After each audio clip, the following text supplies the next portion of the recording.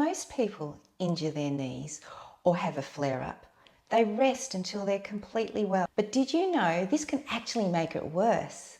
Maybe you've had a flare-up or re-injured your knee. The latest pain research and scientific evidence suggests that with these 7 tips, you can get back to moving and walking and doing your normal activities much earlier than if you'd completely rested. Hi, my name's Leanne Yeung, and today I'm going to give you the 7 steps you can take if you've had a flare-up in your knees and enables you to get back to doing what you need and want to be doing as quickly as possible. So resting might be not taking long walks, maybe not running or avoiding stairs, or if it's more severe, you might need to use some kind of gait aid like a stick temporarily.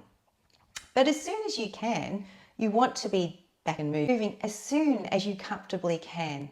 Step 2 is to tell yourself that flare-ups can be a common temporary setback, but they're not necessarily going to be a permanent issue. I had a patient come in with an ankle injury recently, a knee injury only 6 years ago that had stopped her relatively active lifestyle. Did it a lot. She still wasn't able to do her normal activities and had become very weak with an ankle injury recently after hiking for a week.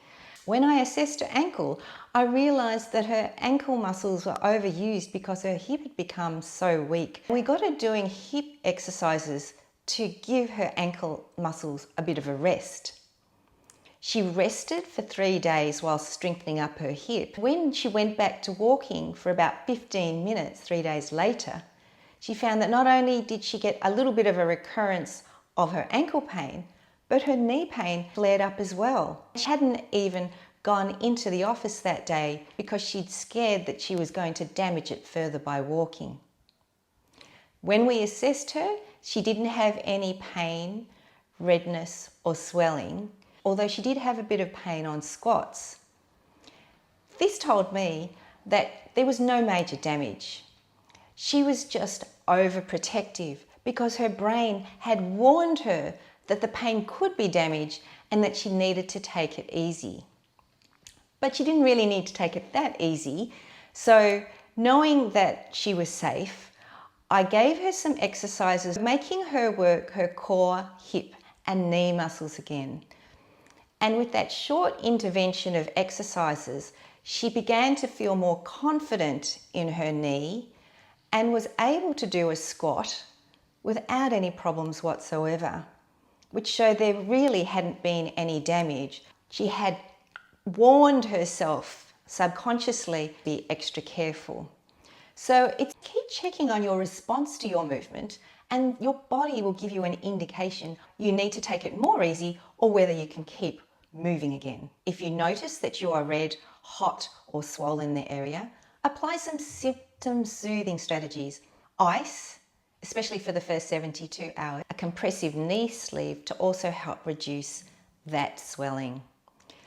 And number 4, start to do graded movement after about 24 to 72 hours. So you gradually reintroduce strengthening and functional movements like getting up from sitting or walking or step-ups, depending on what your previous level of activity has been. Number 5 is to pace your activity and adjust your load accordingly, where you actually monitor your symptoms and find out what you're capable of and what you might need to be more careful of. Number 7 is if the pain persists for about 7 to 10 days quite severely, or your symptoms show that you're getting worse or the swelling's increasing, or if you feel unstable, you do need to seek the help of a health professional.